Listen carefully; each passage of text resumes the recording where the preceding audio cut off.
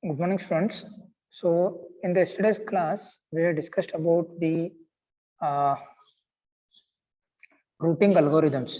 Okay, so like we have discussed the main two categories, that is adaptive routing and non-adaptive routing. I hope you remember this. And the major difference in this non-adaptive and adaptive, we have discussed that non-adaptive routing algorithms are static. That is, the route is fixed. They cannot change their directions. It is a constant route, and the information is preloaded, and they do not adapt to the network traffic. But whereas in adaptive, it is dynamic. That means the information in the routing tables will be always changing, and the distances from one router to another router or its neighbors, everything will be changing, and they can select different or alternative routes to transmit the packets, and they can adapt, or as they are dynamic in nature, they can adapt to the network traffic. Based on that, they can make the routing decisions. So in this category, the first one we are going to discuss, or we have discussed about the flooding. So as we have discussed, like flooding is not like 100% you can say it is like a routing algorithm, but it can be considered like, even though it is a routing algorithm, but we can prefer it as like a technique or a method in a more understanding way.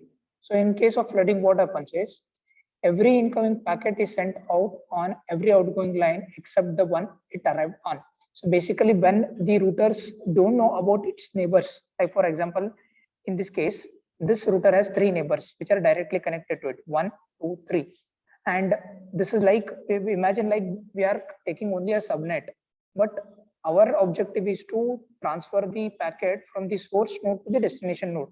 So in between, there can be n number of such subnets. So what this flooding will do in case of this is, whenever a packet arrives to any incoming router, so this router will replicate these packets, or we can say that it duplicates these packets, and it will send to all the outgoing lines which are connected to it. And in this case, we have discussed like if a packet is coming here, how many outgoing lines we have. I want to have a discussion with you, then only you can understand it. One way communication, it will not work. Please discuss the things with me. So how many outgoing lines are there? 3. So 3. the packet will be sent to the 3 outgoing lines. So once the packet reaches here, how many outgoing lines are there? 1. So again, this will be sent. So like this, in the subnet, whenever the packet is transmitted or in the transmission, every router will do the same task of duplicating it and sending it to its neighbors or to the outgoing lines, and so on and so forth. So at any point of time, or by hook or by crook, at certain point of time, the packet will reach the destination. And when we can use it, we can use when the routers don't know about their neighbors, or when a packet just arrives, or when the routers are just booted, or when they are just started, they don't know what are their neighbors and what is the distance from one router to another router, and so on. But they want their transmission to should happen, and they want a smooth delivery of packet from the source to the destination, and they will reach the destination by after certain point of time. Then what is the drawback of it? Can you think of this drawback? So in this case, we have considered only a small subnet, but in reality, if you want to send like 100 packets, and every packet is duplicated by every node or by every router, then what will happen? At every router, there can be 2 or 3 outgoing lines. So at every node, it will be duplicated or it replicated. So if you want to transmit 100 packets from source to the destination machine, then you will have thousands of lakhs of packets which are in the transmission. So because of this, what will happen? So because of this, a vast numbers of duplicate packets will be generated. In fact, an infinite number, unless some measures are taken to dam the process. Our objective is to send from source to destination, no doubt, but we don't know what is the best path or what is the shortest path to transfer the packets. So if we send all the packets by using the concept of flooding, we are going to create lot of duplicate packets, and the destination machine will have a confusion, like already say packet 1 is arrived, and with this node again a packet 1 will arrive. After some time again a packet 1 will arrive.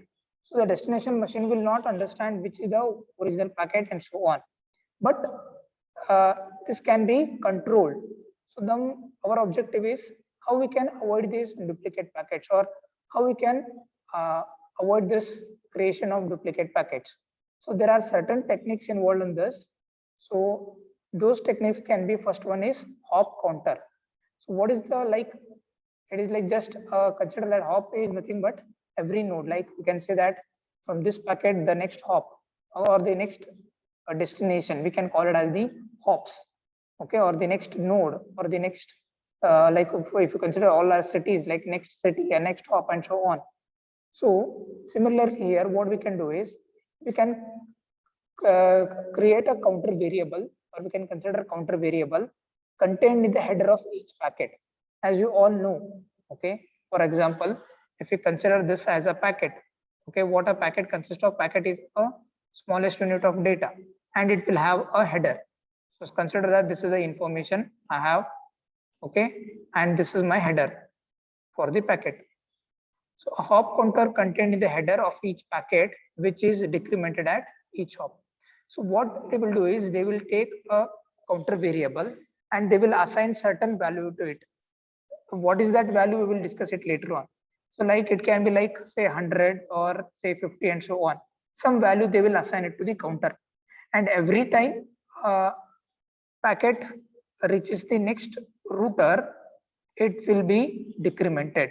What will be decremented? The value that is present, the counter value will be decremented. So a hop counter contained in the header of each packet, which is decremented at each hop, with the packet being discarded when the counter reaches 0. For example, if you consider this one, so assume that we have a packet to be transmitted, and we set a hop counter, say like 5 or 4. So we will take this packet from here to here. The value will be decremented to 3, and then from 2, and then 1, and then when it reaches comes here, it becomes what? 0. So the packet has arrived. So what is the value? 0.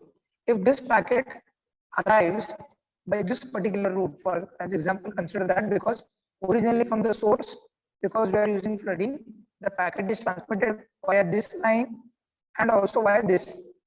And if the packet arrives to the destination via this line or via this particular path, then it will check what is the value. So already the packet that we have arrived and the value we have got it as 0, because every time a packet is transmitted to the next router, the value that is present in this counter will be decremented. And once the value becomes 0, and if the packet arrives again, that packet will be discarded because already it has reached the value as 0. Are we following it? What are the techniques that can be used to avoid duplication of packets? Yes, sir. Others, I want reply from you. Are you able to Yes, sir. understand? Anybody has any doubts here? So that means flooding will create, it is going to create duplicate packets, no doubt. But like for example, if it is going to create say 100 duplicate packets, our objective should be like to create 20 duplicate packets, or less number of duplicate packets we can create. So to do that, the technique that we can be use is the hop counter. So that will be added, a counter variable will be added. Then you may ask, what should be the value? What should be the default value of this counter variable, or what value we can set? So that depends on the distance, okay, or it depends on the topology and the diameter of the network. Based on that, they will set the value. And then there can be another technique to avoid duplicate packets, that we call it as the sequence number. That means whenever a source is transmitting the packets, it has to maintain a sequence number. For example, say that it is sending 3 packets, it will name it as 1, 2, 3. And when these packets reach the destination, it will have a information that packet number 1, 2, 3 have been reached. And if the packets 1, 2, 3 again reaches the destination machine via different routes, because in case of flooding, the same duplicate packets have been created. So if the packets 1, 2, 3 or 3 repeats 3 times or 2 repeats twice and so on. If the same packets arrives with the same sequence number, again that will be discarded by the destination router or the destination node. So these are the two techniques through which we can avoid the flooding. One is the hop counter and one is the sequence number. Are we clear with this? Everyone? Yes, sir.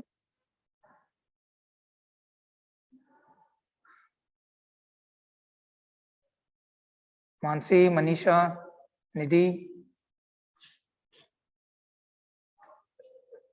Then what are the applications of it, or what are the advantages of it? Like we can discuss, like it can be used in military applications. Like for example, if you have any secured or confidential data and you don't know your neighbors and other things, when you have very short time in that you want to send it, you need not be able to calculate what is the shortest distance from current source to the next node and so on. So just send it to the, just use the flooding concept. By certain any point of time, it will reach it. The only one advantage that we can think of flooding is, even though if there is any congestion traffic, or for example in this case, if there is any congestion that is occurring here or in this here, it will leave this path, it will choose alternative paths because it will be sent to every outgoing line. So network traffic can be avoided if we have the urgency of sending the data. Even though if there is any network traffic or congestion occurs, it can choose a different alternative path. And it can be used in distributed database applications. Like you have to concurrently update the information. Like for example, if you take the banking software, so always I discussed just with my friend and he told that SBI maintains 4 databases. Like it will have a database at Chennai, Bangalore, Mumbai and Delhi. So whenever you make a transaction, suppose you withdraw some 5,000 from your account, so that information is just not present at your bank account. That means it is just not present at the Belgaum's database or the regional database. It is also present at Bangalore, Kolkata, Delhi, Mumbai, and so on. So wherever the concurrence for data has to happen, that is currently we want to update the information in all the databases. In such situations, we can use the flooding. And in wireless networks, it can be used, and also it can be used as a metric in the sense it is like it can be used as a measurement tool, or it can be used as a tool for finding the or comparing the other algorithms that we are going to discuss. It can be used as a metric against which other routing algorithms can be compared. Like in case of we are going to study the next one, that is link state routing. So in case of link based routing, flooding will be used as a sub technique. So this is all that we have it related to the flooding. Are we clear with this? So you need to write this information in case of flooding. So there is another variation of flooding that is slightly more practical, is selective flooding.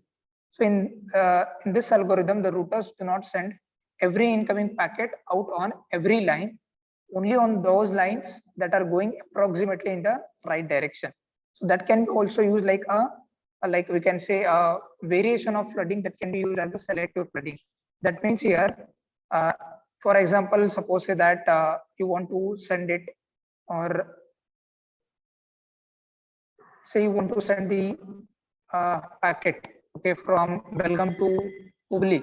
There will be different routes. You can reach via so and so on. You can reach via Dharwad, Kittur, and so on. You can reach via this and so on.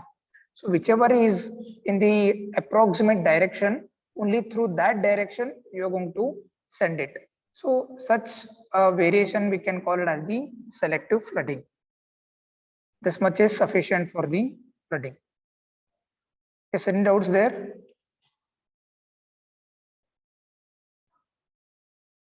Shall we go ahead? No, sir. Yes, sir. Others? Vedant?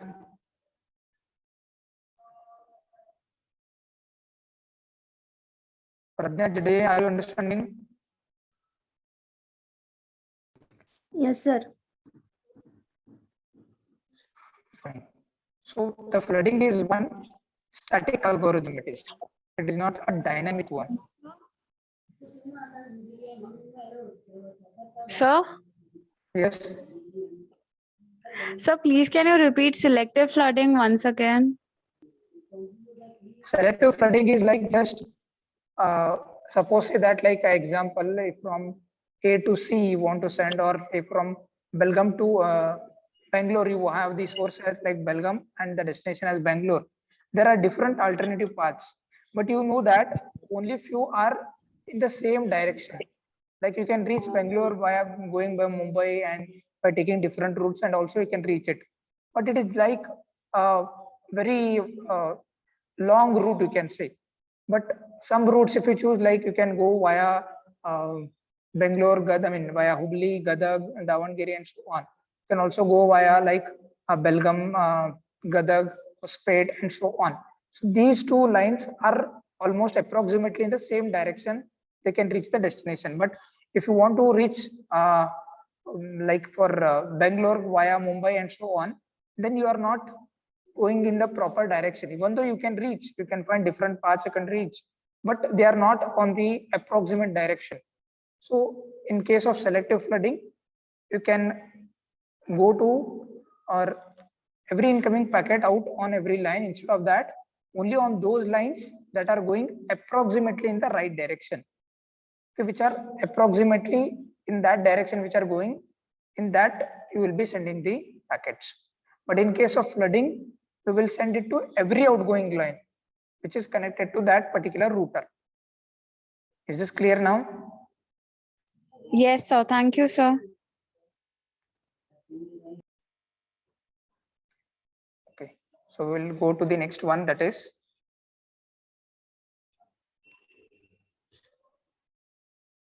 the next one we will move to discuss is about the distance vector routing. It is also a very, very important one, and this can be asked for 5 marks or it can be asked for 10 marks. Very important one. You have to understand this carefully. So please concentrate when we are discussing, and meanwhile you can pause me if you are not able to understand. So if you have a discussion, it will be easy for you. And the same thing we will be studying in your DA subject as well. So what we are going to do in case of distance vector routing? So the least cost route between any two nodes is the route with minimum distance. That means from source to destination, there will be different path. If you can imagine the subnet, there can be different routers and there can be different alternative paths. But our objective is to find the minimum distance. So to find minimum distance, we should know the least cost. So what is the least cost basically? Least cost in the sense from one source to the next router, or from that router to the next router and so on, we should know the distances. So that distance or the cost that we are telling here, it can be in terms of meters, kilometers, and so on. It can be in terms of distance, or it can be in terms of time duration as well. You can consider both. It depends on the network architecture and the designers, whether they want to do it in terms of time required to transfer from one node to the next node, or whether they want to find the or they want to do it based on the distance between the two neighboring nodes. So the least cost route between any two nodes is the route with minimum distance. So how this algorithm works basically? So it operates by having each router maintain a table. So as we all know that a router consists of a software. Based on that, it can make the routing decisions. So as it maintains a software and it also has some memory space, or it has got a buffer space where it can store information. So how it will store the information? For to store this information, it will maintain a table. So it can be considered as a database, or it can be considered like a data structure, like for example, like an array. Okay, so what an array consists of? Array consists of an array index and also a value that can be stored for that particular array index, or we can consider it as like a vector, giving the best known distance to each destination and which line to use to get there. So every node okay, or every each router maintains a table that we can call it as the vector, and this table will have the information about the distance to reach the destination, or to what will be the distances or to all the routers that are present in the subnet. So that will be maintained by this algorithm, and then these tables are updated by exchanging information with the neighbors. And this algorithm is also called as the Bellman-Ford algorithm. Let's take a simple example of how it basically works. Okay, let's look into this diagram, or we have one more diagram from the textbooks that is like this.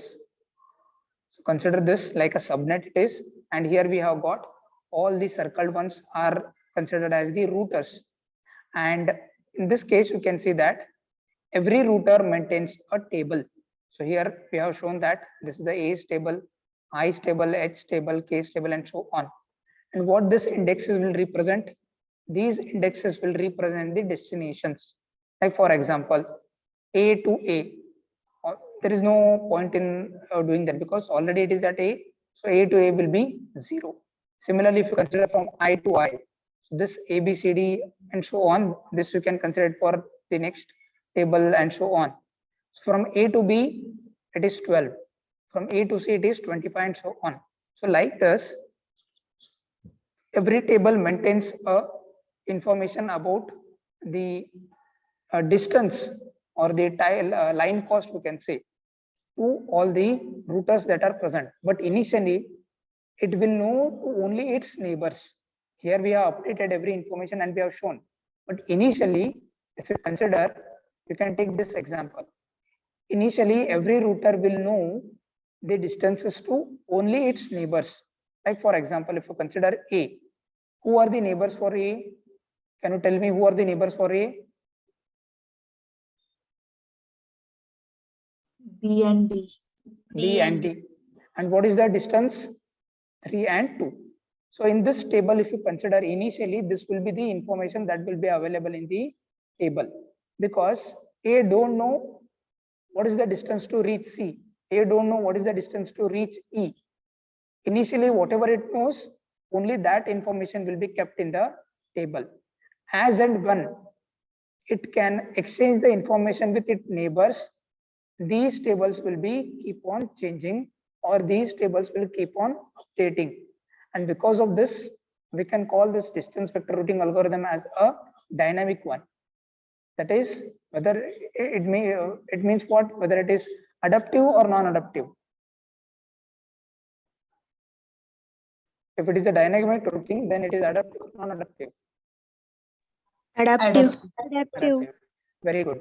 So here what A knows that from A to B the distance is 2, and from A to D the distance is 3.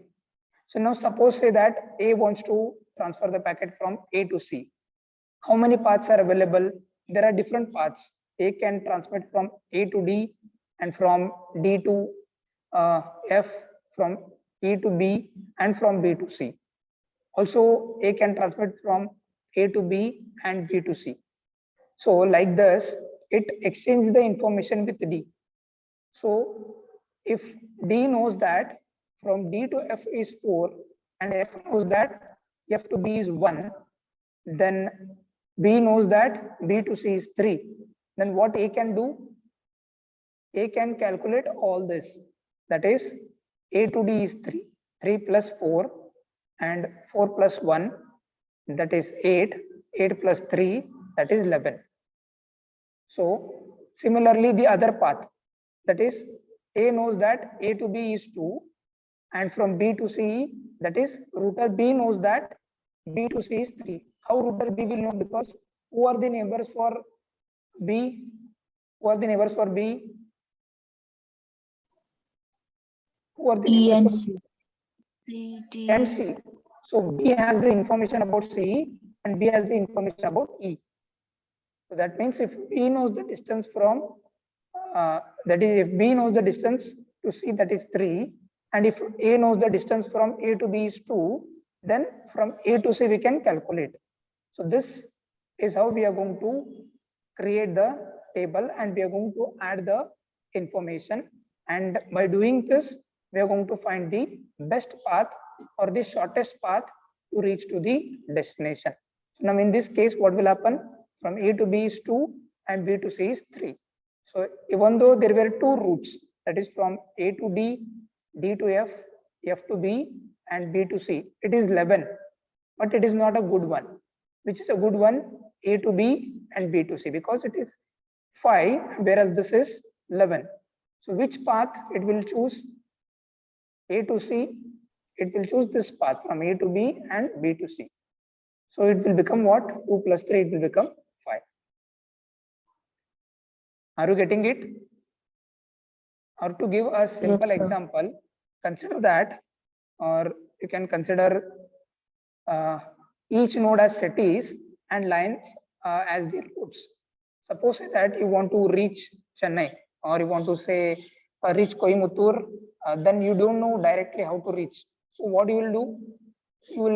You know from Belgaum to Bangalore. That is from Belgaum to Bangalore 500 kilometers, and from say Bangalore to Coimbatore is 200 kilometers, or say Chennai. So what you will do? So you don't know what is the distance from Bangalore to Chennai.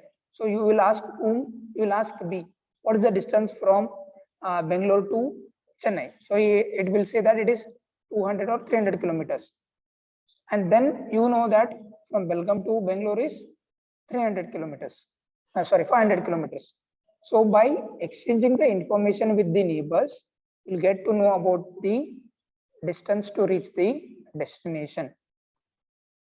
Are we following it? Yes, sir. So Yes, sir. similarly, here you can see that the what router D will maintain. So like from A, B, C, D, and so on. But who are the neighbors for D? A, F, and G. Only these are the neighbor for the D. So it knows that it can reach A with 3, with E it is for F it is 4, and for G it is 1. So then if D wants to send the packet to E, how it can do it? D wants to send the packet to E. What are the paths that are available from D to E? I'm asking how many D paths to are F, available? F to E. D to F and F to E. Okay, D to F and F to E. So what is the distance? 4 plus 3 is 7. Okay, what is the other path? From D to A to B, A to and B B, to F. B to E. So how much it is? 3 plus 2, 2 plus 2. Again, it is what? 7. Okay. Is there any other alternative path which you can think of? From D to G, G to F, and from F to E. So like this, there will be alternative paths, and we have to find the shortest path. So whichever is the shortest path, that will be selected, and that will be updated inside the table. And this procedure repeats for every table which is present or which is working on the router.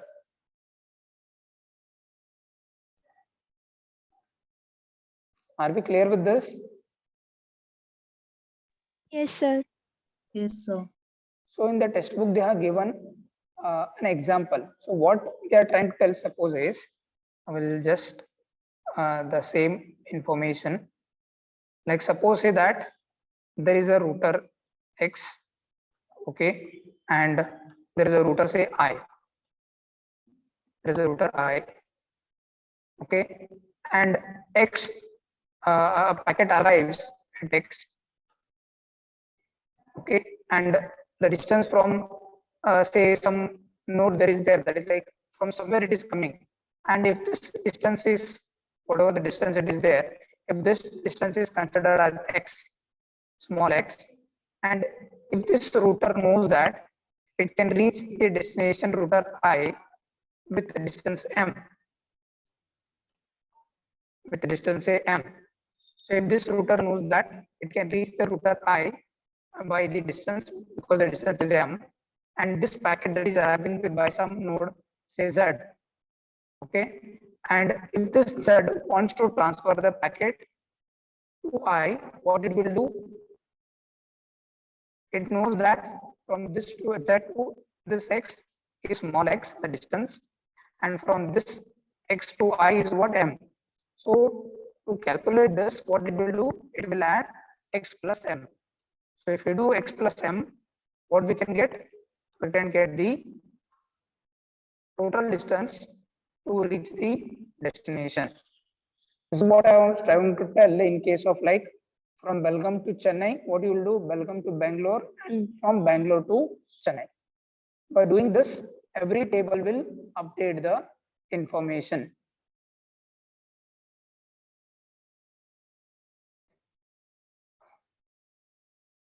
Are we clear with this, Yes, sir. everyone? Yes, sir. Okay, so just concentrate on this table. Okay, so in this case, they want to update the information of table J. So initially, this is assume that this is not there. Whatever is there, this is not there. Assume that, and the current information at router AIHK is like this, and assume that J has calculated the delay, that is the time cost or the distance to its neighbors. Who are the neighbors of J? A is the neighbor, okay, then I is the neighbor, K is the neighbor, and H is the neighbor. Are you clear with who are the neighbors? The nodes which are directly connected, those are called as the neighbors. So the neighbors of J are what? A, I, H, and K. And assume that J has calculated the delays to all its neighbors like A, I, H, and K, and they are given it as like this. This is just an assumption, assumpted value. J to A delay is 8, J to I is 10, and J to H is 12, and J to K is 6. And now, if J wants to transfer, or if J wants to transfer the packet to E, how it can do it? Or to any other kind of this, or for example, J wants to compute to G. Okay, J wants to find the distance to root G. How it can do? It can choose either via A, then B, and then G, or via J, H, and G, or via J, K, L, H, G. Like this it has to. So here in this case, from A to G, what is there from A to G? A to G is 18. Okay, and then from I to G is 31, and H to G is 6. K to G is what? 31. So by looking at all this, whichever is the minimum one, that will be selected. Because from J to A is 8. Okay, and then from A to G is how much? 18. So 8 plus 18, it will become how much? 26. Now similarly, if J wants to send it to G, okay, J wants to send it to G via, for example, H. From H to G, how much it is? 6. And the delay from J to H is what? 12. That is from J to H, it is 12. And from H to G is how much? 6. It will be called how much? 18. 18. So now if you compare this and this, which is not shortest one? 18. Are you getting it? Yes, sir. Sir. Everyone, others? Similarly, we can try with this also. For example, J to I. So what is it from J to I? J to I is how much? 10. And I to G is how much? 31. 31 plus 10, it will be 41, which is again more. So this route cannot be selected. Similarly, if you think from K side, J to K is 6, okay, and from K to G is how much? Again 31. 31 plus 6 is 37, which is again more. So which is the shortest one? This one. So we can send the packet from J to G by using which line? By using the neighbor as H. And what we have found out? We have found out that the distance will be 18 because J to H is already calculated, it is 12, and from H to G is 6. So 12 plus 6 is what? 18. So that will be updated in J's table. So new routing table for J. Are you following it, everyone? Yes, sir. Yes, sir. Any doubts in this?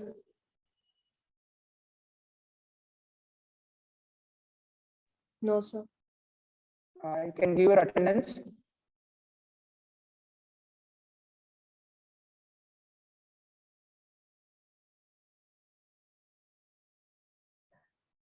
So when you are writing in the examination, you need not draw such a big diagram. Okay, what you can do is you can take your own small diagram. Okay, and then you can, or you can, if you want to take the same diagram, you can take the same diagram, but you can avoid the number of routers. You can take just 3 to 4 routers, and you can take your own approximate distances and just show that to reach the destination from, say, from J to G, how it will be calculated.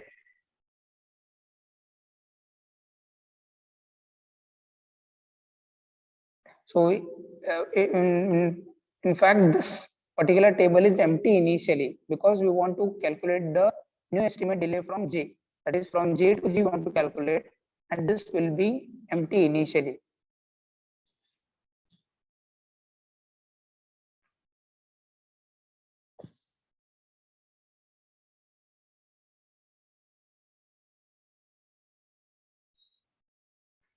I want you to join back for another 10-15 minutes because just join back for another 10-15 minutes. I'm going to continue with the class just for another 5-10 minutes. Please join back quickly.